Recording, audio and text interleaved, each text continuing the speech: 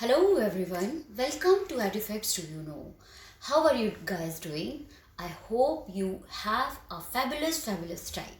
Today we are going to discuss about this important device, Oximeter. You know what is this device and what is its use nowadays.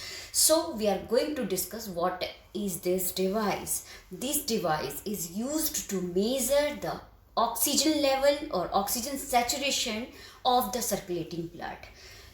This test that is done through oximeter is called pulse oximetry. It is a painless test that is done by attaching this device in your body parts like toe, earlobe or a fingertip, right? So let's discuss about this device.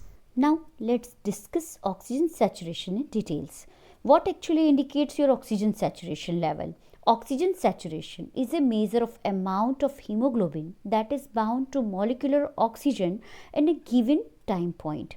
Each hemoglobin molecules contain 4 hemogroups that can readily bind molecular oxygen present in blood.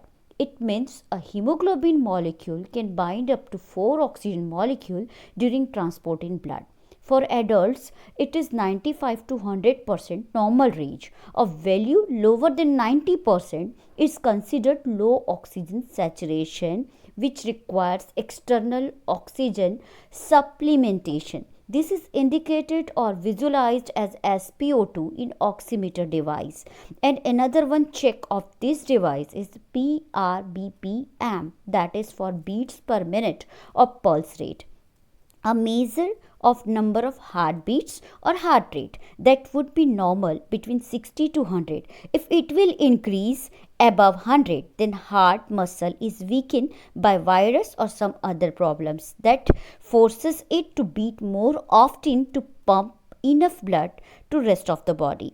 I hope this is very important to know for everyone. We should be more aware and awakened by knowing about this. So be fit, healthy and preventive. Bye bye.